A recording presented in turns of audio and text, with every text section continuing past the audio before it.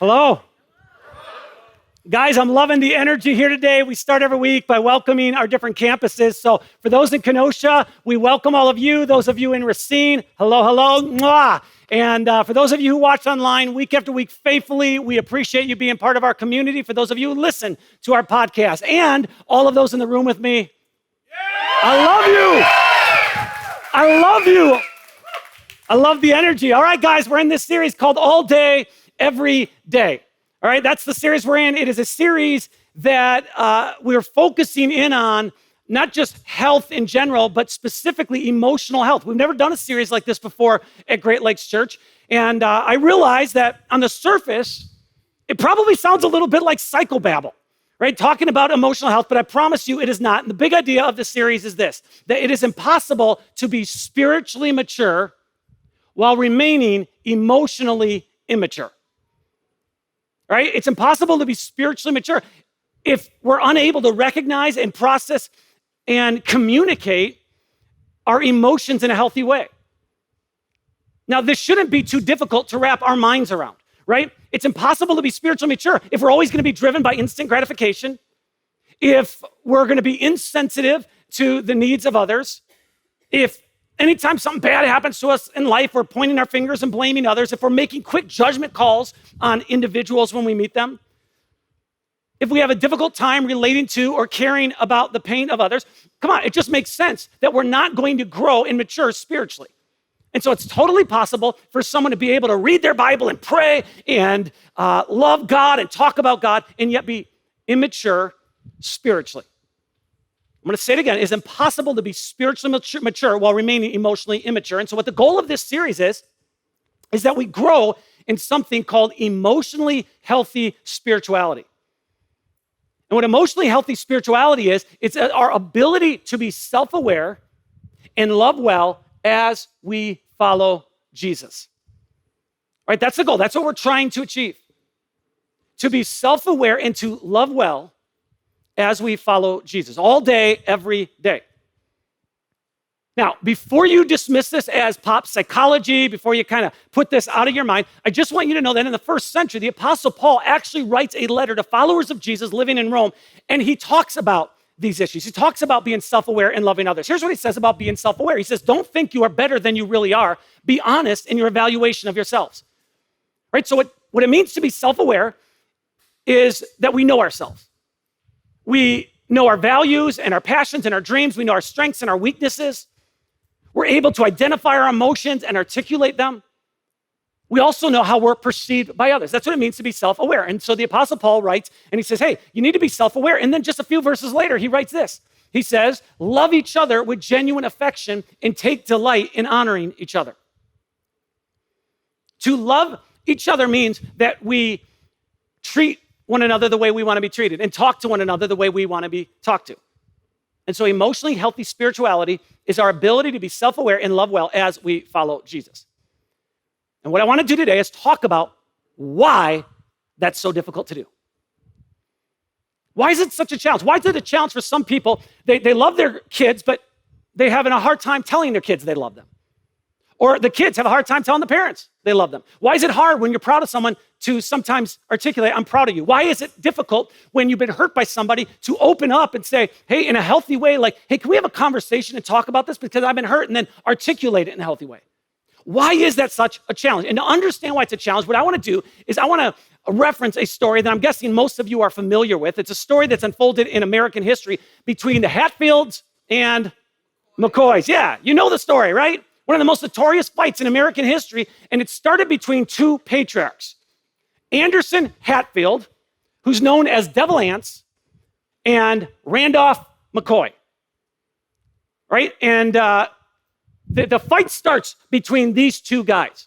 Now, we don't have a picture of the McCoy clan, but we do have a picture of the Hatfield clan. So here's a picture of the Hatfields.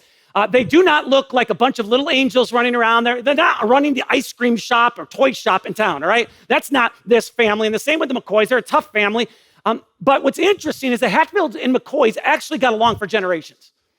They were friends. They married into each other's families. They traded with each other and the reason they knew each other is they lived across the river from each other. So the river that was the boundary between Kentucky and West Virginia, that's how these families knew each other. But what happened is after the Civil War, there was a lot of political and economic and military tensions that just fueled family loyalty and land disputes and other complicated issues so much that it escalated into violence. And it went from being a feud between two individuals to being a feud between two families. And it took almost 30 years for this feud to settle down. And in that time period, 13 family members were killed. 85 years after the feud supposedly ended, you finally had a representative from each side of the family come together and shake hands. And then a couple years after that, this is the late 70s, couple family members from each side went on Family Feud to compete against one another. So they just had some fun with it. But believe it or not, that was actually not the end of the feud. There were still lawsuits, there was still tension. And it finally happened in 2003 that representatives from each family sat down and they signed a truce. And so here we are 130 years after the feud officially ended, supposedly, that the Hatfields and McCoys have become synonymous with fighting and arguing and disputing. Right? Their names have made it into TV shows and movies and music and all sorts of different aspects in pop culture. And the reason we're referencing this story today is because one of the reasons that it's so difficult to be self-aware and to love well as we follow Jesus is because as much as we want to mature and as much as we want to move forward, it's never going to happen if at some point we do not stop and look back and address the past. If we want to move forward, we must first go backwards. Now, this seems like a contradiction, right? This seems counterintuitive. And it actually doesn't even seem to align with some of the things that the Apostle Paul wrote about being a follower of Jesus. Because one of the things Paul wrote about being a follower of Jesus is that anyone who belongs to Christ has become a new person. The old life is gone and a new life has begun. So what the Apostle Paul says is, hey, when we open our hearts to the grace and mercy and forgiveness of God, when we acknowledge our brokenness, when we decide that we no longer are going to be the king and queen of our life, and we decide we're going to step off the throne of our life and we're going to invite Jesus to be king, we're going to invite Jesus to be in charge, Paul says in that moment, we're made new. In that moment, we are marked by God. In that moment, we become his son or his daughter. We're given a new identity. We are his child. The old is gone. But even though the old is gone, it doesn't mean we're not impacted or influenced by it. So if you're a college graduate, the day you graduated college, you were no longer a student.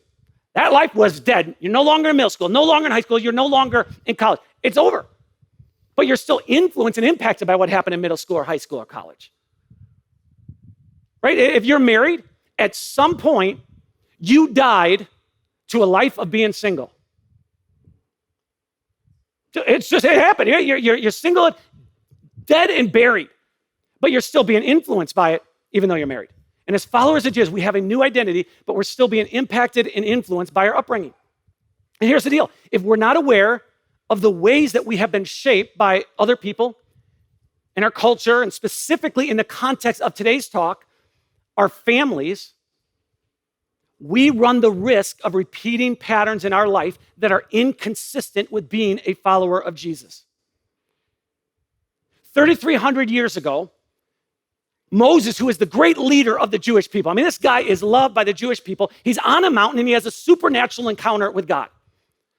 Now, sometimes it's easy to read scripture and think, oh, this stuff happened every day. It happened all day. No. It did not happen every day. This wasn't something that happened weekly or monthly. This was a very unique experience. Moses is on this mountain. He has this encounter with God in which he hears the voice of God, and God is revealing himself to Moses in an audible way. And God is saying to Moses, here's who I am. He says, I am Yahweh, the Lord, the God of compassion and mercy. He says, I am slow to anger and filled with unfailing love and faithfulness. I lavish love to 1,000 generations. I forgive iniquity, rebellion, and sin. I love this God, right? This is the reason that we gather in person or online. And we worship God because we love a God who's full of compassion and mercy. We love a God who's slow to anger and filled with unfailing love and faithfulness. We love a God who lavishes, his unfailing love to 1,000 generations, who forgives iniquity, sin, rebellion. And so we love this kind of God. This is the God we serve and worship. But then God continues to talk. And here's what he says. He says, but I do not excuse the guilty. I lay the sins of the parents upon their children and grandchildren. The entire family is affected, even children in the third and fourth generations. I do not like this God. I mean, this is the God that makes me uncomfortable. Because apparently, a very sobering statement here, apparently God's indicating that he's going to hold you and I accountable for what our parents did, grandparents did, or great-grandparents did. That's not fair. But it's also not what God is saying. God isn't talking about punishing innocent people. What he's talking about is consequences. And the warning that God is giving Moses is that children will experience the consequences of decisions made by their parents or grandparents or great-grandparents, in some cases, great-great-grandparents. So let me show you a picture of Severin and Catherine Wolf. All right? Severin and Catherine are my great-great-grandparents on my dad's side. Never met them. Good-looking people, though. I could tell I came from their genes, right? They're good-looking people. And here's the deal about Severin and Catherine. The one thing I know about them is they were farmers. They had a farm about 30 minutes south of Eau Claire, Wisconsin. They were also followers of Jesus. I know that. But I know nothing else about them. And yet, if they were alive today and I could spend a couple days with them, interacting with them, I guarantee you, if I was just paying close attention, that at some point I would be able to recognize or identify a pattern or habit in my life that was passed down from them to my great-grandparents, to my grandparents, to my parents, and eventually to me. We are being impacted and influenced by the patterns and habits and life decisions made by family members we have never met, some of them going back to the 1800s or early 1900s. There are generational patterns that occur in our families, and we don't even think about it. Whether it's patterns of divorce, patterns of abuse, patterns of addiction, maybe it's simply patterns of avoiding conflict, patterns of being passive-aggressive, patterns of financial mismanagement, patterns of blaming others and pointing fingers. Maybe it's a pattern of not being able to show affection. And this isn't new to our culture. This isn't like, oh, well, we live in 2021, and if Biden wasn't president, this wouldn't be the case. This has nothing to do with that. We go back a couple thousand years and we see this evidence in the different families that we come across in Scripture. In fact, one of the first guys that we read about in our Bible, in the book of Genesis, is a guy named Abraham. Right? Abraham is considered the father of the nation of Israel. So the Jewish people, they trace their roots back to Abraham. Big deal. Great man. But he passed down some character traits to his family. He passed down some patterns to his family that aren't the most admirable. So let's look at some of these patterns. One of the patterns he passed down was lying. We know from a couple different stories we read that Abraham lied at least on a couple of occasions about who his wife Sarah was. His son Isaac, we know that Isaac lied on a couple occasions.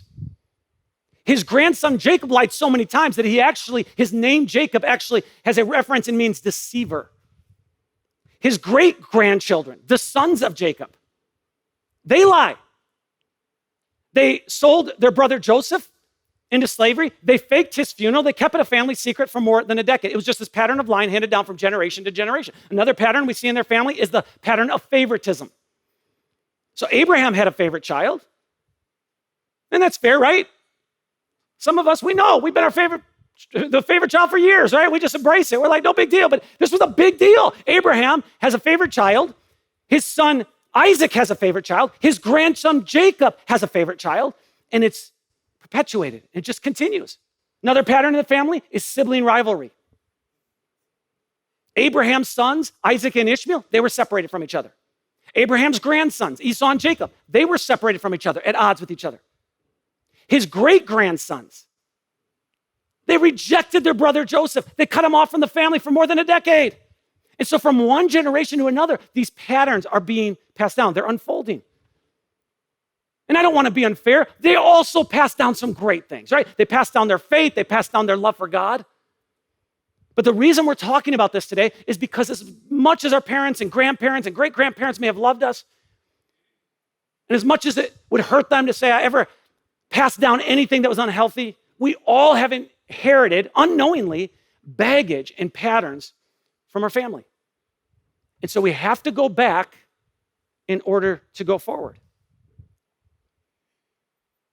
Now, my hesitation in doing a talk like this is, it can feel a little bit, too scientific. And so I'm just doing my best to stay away from that stuff. But here's what we know. Psychologists will agree that as human beings, we have some very basic needs in our life.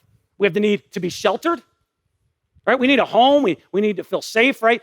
We need to be nurtured and cared for. We need to be supported and encouraged. We need someone to cheerlead us.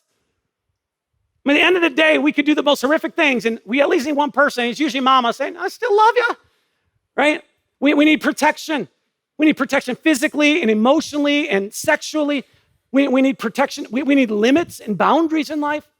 So we all have some pretty basic needs. And my guess is if we really thought about this, all of us have stories of our basic needs, and we would have stories of areas in which there was surplus, there was excess. Our parents gave us so much of it. And then there are basic needs that we could look at and say, there was a deficit in that area.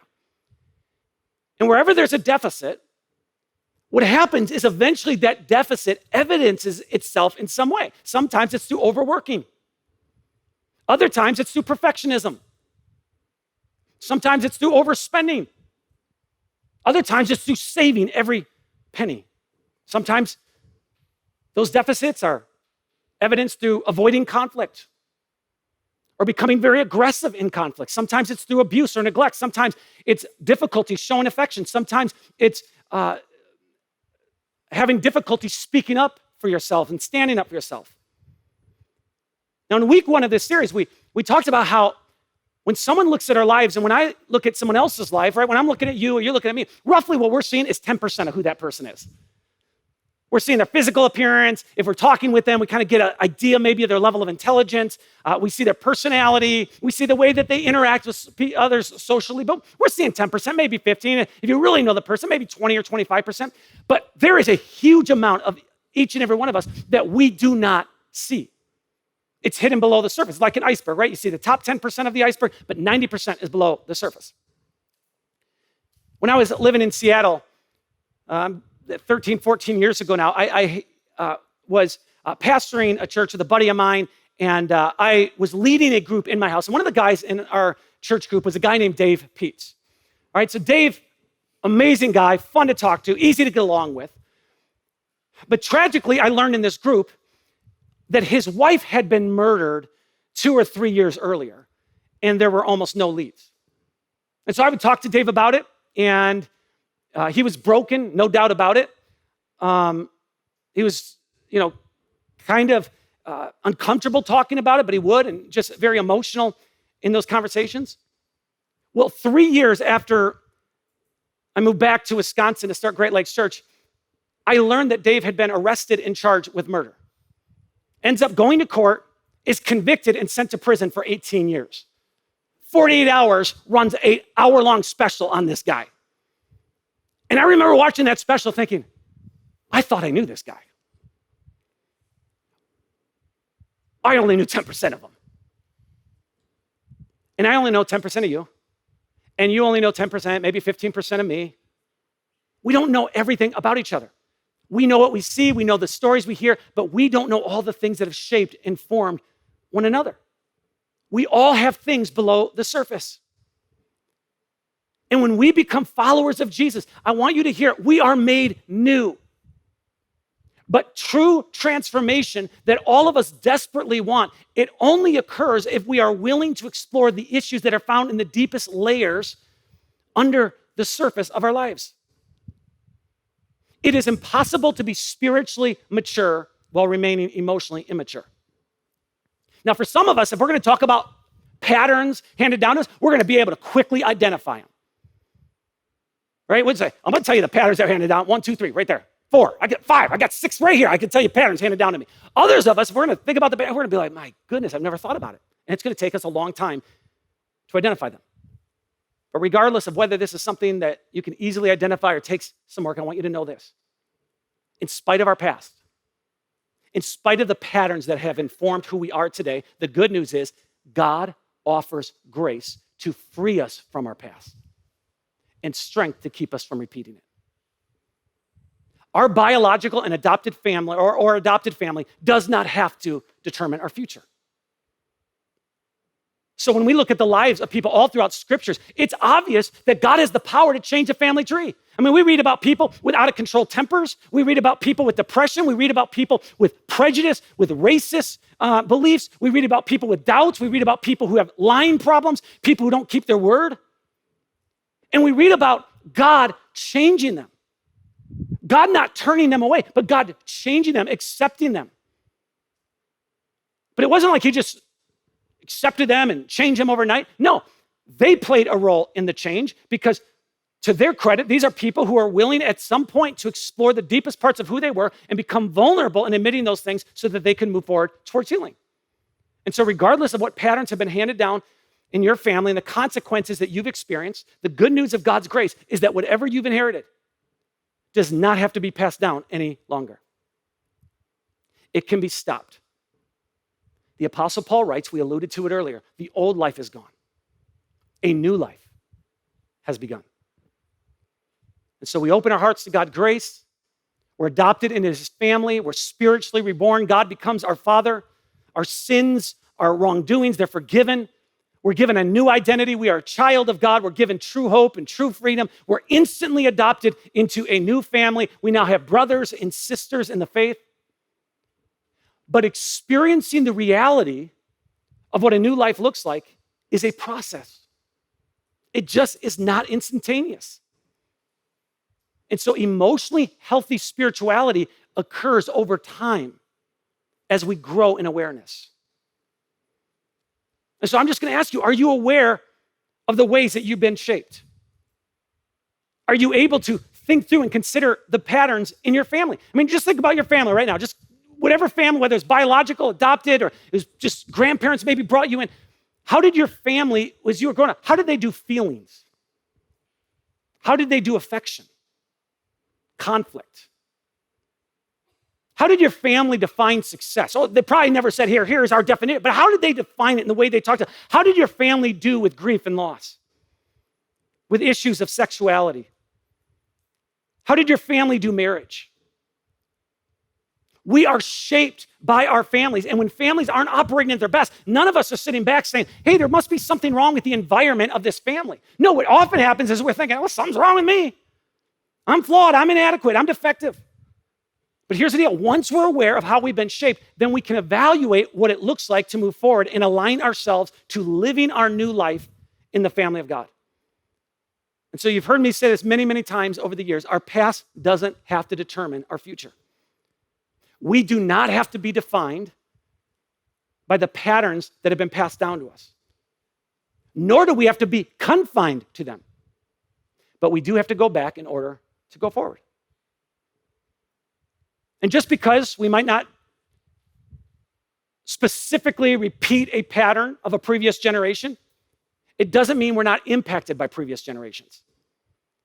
Because every one of us unknowingly have had scripts handed down to us that we're not even aware of, that somehow got into our thinking. There's so much a part of our DNA that the only way they'll ever be separated from us is by going through the deep work on the inside and through God's grace. And if we don't go through the deep work, we'll still love Jesus. We'll still be able to sing and express ourselves in worship. We'll be able to pray and we'll be able to love God. But at the end of the day, the transformation isn't going to be what we want it to be, because we're going to bring these expectations and these ways of doing things and these patterns into our closest relationships. And so let's just look at some of the scripts that have been handed down to us over the years. This is just a abbreviated list, right? We have scripts when it comes to money, right? Money's everything, or money's nothing, or money destroys, or man, money shows your success, right? Conflict. There's a script on conflict, right? You just need to tell what you feel. Don't hold anything back. Or let's just be passive aggressive and let's just make these sly comments, right? We have scripts when it comes to sex. Never talk about sex. Shh.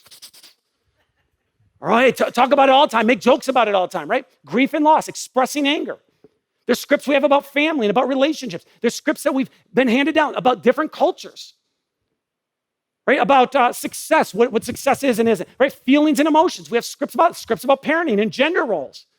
So you get married, there are things that you just assume a guy's gonna do or the girl's gonna do just because that's how you grew up, right? We have scripts about when it comes to touch and physical affection. We have scripts when it comes to God and church and religion. And the list just goes on and on and on. And even the most amazing families pass down scripts that don't always align to the ways of Jesus. And so we have to have the courage and the discipline to confront those scripts. Now, if you came from a close and loving family, I do know that even talking about this and considering it, it can feel a little disloyal. It can feel like, oh my goodness, we're betraying and criticizing our upbringing. But I'm telling you, that's not what we're doing.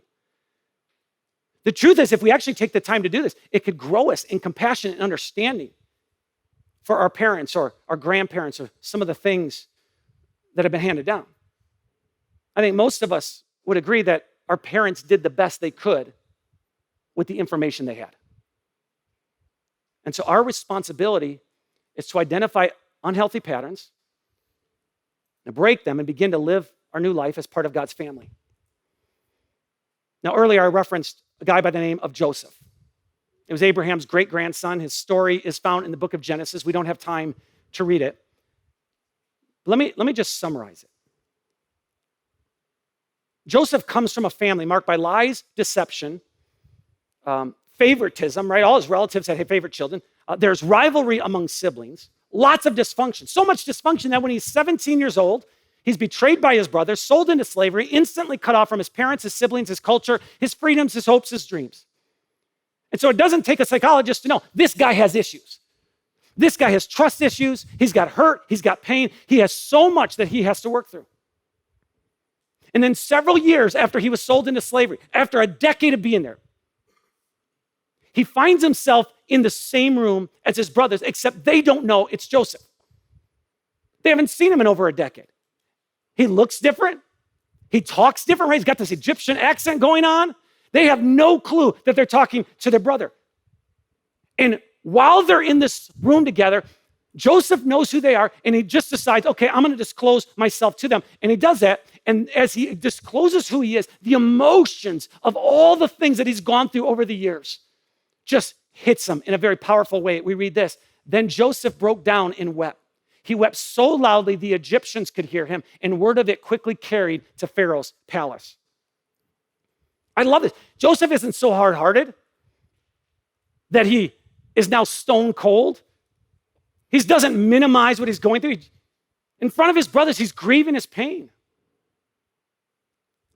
And he makes a critical decision in this moment as his brothers are in front of him that I can tell you it'd be almost impossible for me to make, and I'm guessing for many of you, almost impossible to make. He makes the decision to break the pattern of his family tree by choosing to forgive. He says, we're not going to become the Hatfields and McCoys, right? At some point, it's just obvious that Joseph, whether it was his time in prison or his time as a slave, that he went through the deep work needed to become whole and healthy inside. And we know this because here was the attitude he conveyed to his brothers. He looked at them and said, you intended to harm me, but God intended it all for good. Instead of cursing his family, he chose to bless them. He ends up providing for his family financially and emotionally and spiritually and taking care of them. Joseph allowed God to rewrite the script of his life. He acknowledged and embraced his past and said, God, you got to rewrite this. Maybe as you look at your family tree, you have people in your family who have hurt you deeply. And there's nothing good that you can point to of this family member or that family member. But is it possible that God can rewrite your story and bring good out of bad? Is it possible that what you've went through can give you more empathy toward people who've gone through something similar? Is it possible that what you went through can cause your eyes to be open and for you to say, that's not going to be my story? I'm sure you've heard this phrase before, but those who do not remember the past are doomed to repeat it. We need to go backwards in order to go forwards. When we become a follower of Jesus, we're made new. New name, new purpose, new future, new identity, and a new family. The family of God. And all throughout the ancient scripture, specifically the second half of our Bible, what we call the New Testament, we learn how the family of God is supposed to operate. We're supposed to love one another and serve one another and encourage one another and honor one another and be patient with one another. And we're supposed to speak the truth to one another in love. And we're supposed to comfort one another and be compassionate to one another. I mean, we could just go on and on about all the things that we're supposed to do to one another and how we're supposed to interact. But if we do not address our family patterns that are contrary to the way of Jesus, we will not be able to function in healthy ways as a church family. When we don't like someone, we'll gossip about them. When we have a problem with someone, we'll avoid conflict or we'll be overly aggressive. If we're proud of someone, we won't speak it out. If we're grateful, we're going to hold it in. We're going to just continue the patterns. And Jesus wants to free us. He wants us to have the strength to follow him and live for him all day, every day. Satan wants to defeat us. He wants to keep us in this pattern of repeating the sins of our family. He wants us to continue living out the negative scripts. He wants us to be a slave to the past. My father-in-law, Joe Musser, died this past week. Joe grew up in a very difficult environment. His dad never went to church. His mom went on occasion, then stopped going. Alcohol abuse was a pattern in their family. I could tell you some other things that I just don't feel comfortable sharing with everybody. Joe had a daughter who died just 4 months old. A lot of pain, a lot of hurt, a lot of difficulty in his life. But if you ever met Joe, he was one of the most kind and gentle souls you'd ever meet. And I'm not saying that because he's passed away. I'm saying that because that's who he was. I never heard him, in all the 26 years that I knew him, never heard him say a bad word about anybody. He couldn't say the same from me. But I never heard him say anything bad about anybody.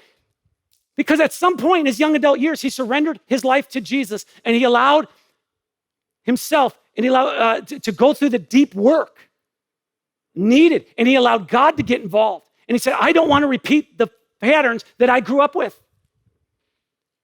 God changed the course of his family tree. And that is the story of so many people here at Great Lakes Church. God is changing you. He's changing the patterns of your family that have been passed down to you. They're being broken. And I just want to say, I am incredibly proud of you. And if you've never considered some of the patterns passed down, I'm going to encourage you. Would you take 30 minutes this week, just 30 minutes, and just reflect? Because maybe you are proud of a child, but you never tell them. And maybe you do love your parents, but you can't articulate it. Or maybe you just can't show affection for whatever reason. Or maybe you don't know how to identify the emotions you feel and articulate them in a healthy way. Maybe you overwork and overspend. Maybe you avoid tough conversations, or you rarely even think through the implications of your actions. But if we can do this, if we can identify these patterns, it's possible they can be broken. And so what we do today is we confess that as the people of God, God's grace is greater than our past, and we confess that God's love covers all of our family history. And we confess as the people of God that his grace and his mercy offers us a new way forward all day, every day. Thanks for being on this journey with us. Let me pray with you. Our Heavenly Father, I pray, give all of us the wisdom to be able to identify patterns that have been passed down to us that do not reflect you in any way, that do not reflect the way we're supposed to live in the family of God. Give us the wisdom to be able to identify, the eyes to see those things, and then the courage to address them, the courage to go through the difficult work of moving forward. In Jesus' name, amen.